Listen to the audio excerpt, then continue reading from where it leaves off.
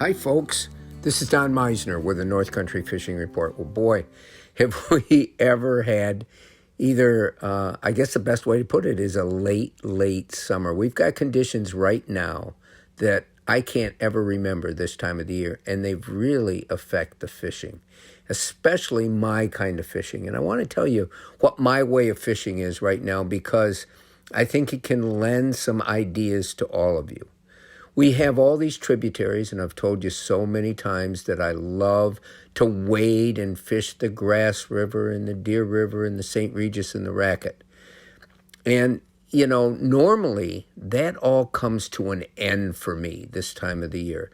For some reason, and I'm going back 30 years, that I have not been able to discover, to understand where the bass go when there's this shift of summer to fall. They just disappear for me. I go to the same pools that I've gone all summer. I wade down them, and in most cases, I can't find a fish. But right now, this year, because we still have warm weather, and another element that we have that most people think's a bad one is we have low water because there hadn't been rains in a long time. So what this has given me is a way to go and still catch one of my favorite fish, which is smallmouth bass in these rivers. And let me tell you what I've been using, because it's really given me an insight into some of the things that maybe I haven't understood in the past. I have been using a 5-foot ultralight rod, very, very light in my hands, doesn't weigh much, bends so easily. I'm using 10-pound braided line on a ultralight reel, and it's an inexpensive ultralight reel. And then at the end of that line, I use about 4 feet. I don't want it longer than the rod, because every time you reel in, you can reel in the knot that separates the fluorocarbon 4 feet of 8-pound leader that I make. And the reason I use the fluorocarbon is that it really resists abrasion more than any other type of lines. And so when you're fishing the rivers where it's rocky, and sharp rocks and all kinds of things, then you really need something that isn't going to be breaking off when you hook a good fish.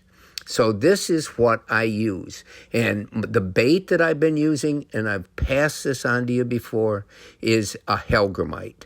And if you don't know what an hellgrammite is, it's worth looking up, because it's a creature it's sort of like a millipede, a centipede with all kinds of little arms coming out. It exists naturally in streams. You can find them under rocks, and all species of fish seem to love them. So this is what I've been using on a 1/20th ounce Ned rig type of jig head. 1/20th is really tiny. Why do I use such tiny hooks or tiny? I need the jig head because I need the weight to be able to cast it out and let that hellgrammite go down to the bottom. But I don't want any size jig head because it's going to snag continually. And when you're waiting, you can't get those snags out. And every one of these jig heads costs over $1 a piece. So it becomes expensive. So this is why I use the very light rig. Now, here's what's happening. That little jig head only has like a size 6 or 4 or 2. I don't know what, but a very small hook for this kind of fishing.